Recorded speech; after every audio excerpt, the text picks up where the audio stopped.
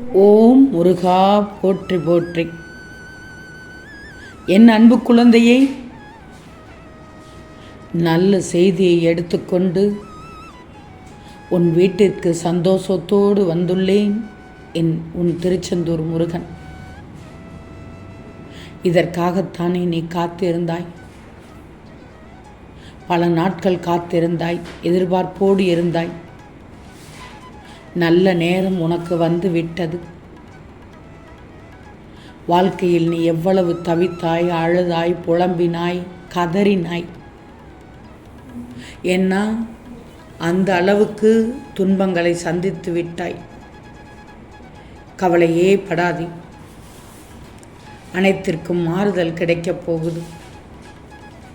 என் தங்கமே, முருகனே கதி என்று என் பிள்ளை என்னை நம்பி இருந்தாய்.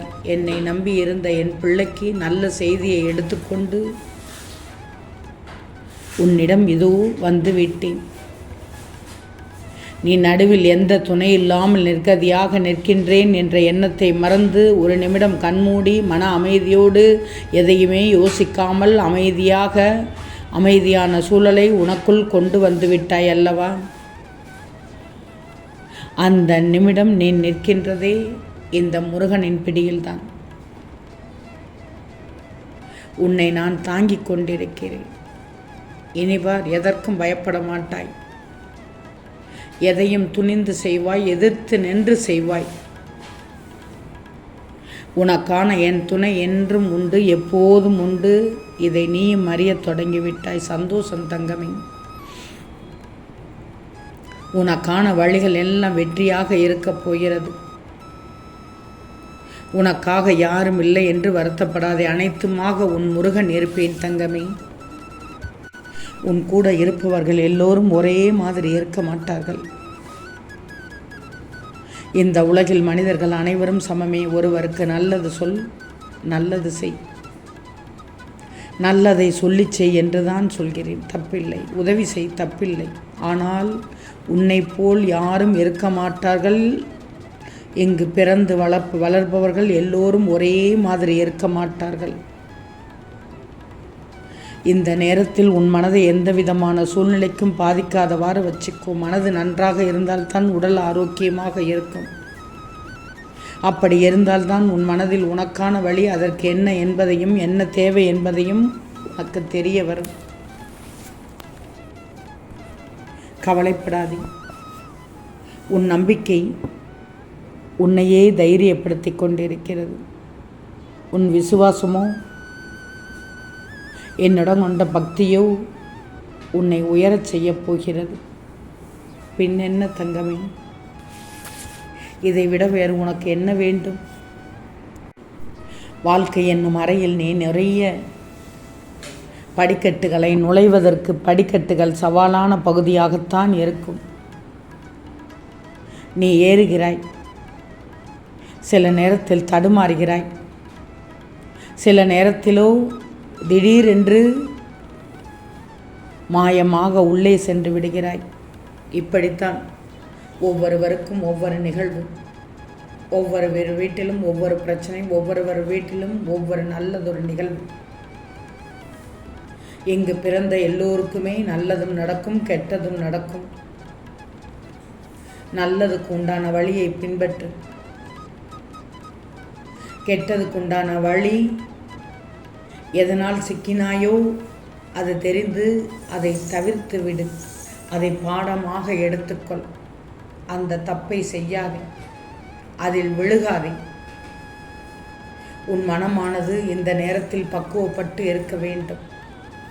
உன் மனம் பக்குவப்பட்டு விட்டால் போதுமே, உன் வாழ்க்கையே அழகாகிவிடும். ஒவ்வொருவர் செய்த தப்பும் ஒரு வினையாக வந்து முடிகிறது. பழி வாங்கி விட்டார்களா? காலம் நெடுநாள் காத்திருப்பதில்லை. உடனடியாக அவருக்கு தக்க பதில் கொடுக்கும். ஆனால் அதை பதிலாக எடுத்துக்கொள்வார்களா? இல்லையே. திருந்துவார்களா? இல்லையே. திருந்தாத ஜென்மங்கள் ஜடங்கள். திருந்தாத ஜென்மங்கள் அப்போதும் திருந்தவில்லை என்றால், அப்போதும் தாம் செய்தது தப்பு என்று உணரவில்லை என்றால், இனி அவர்களுக்கு என்ன சொல்ல வேண்டுமென்றே தெரியவில்லை. அவ்வளவுதான் அவர்கள் புத்தி, அவ்வளவுதான் அவர்களுடைய அறிவு. முட்டாள்கள், படித்த முட்டாள்கள், படியாத தற்குறிகள். அவ்வளவுதான், விட்டுவிடு. அவர்களையே நோண்டி, அவர்களையே சீண்டி, அவர்களையே அண்டி வாழ்ந்தால் ஒன்றுக்கும் பிரயோஜனம் இருக்காது. உப்புக்கு சப்பாகிவிடும். இந்த நேரத்தில் போய் அவர்களை நினைக்கலாமா? துஷ்டரை கண்டால் தூர ஒதுங்கிவிடாது. எவ்வளவு பெரிய உறவானாலும் சரி,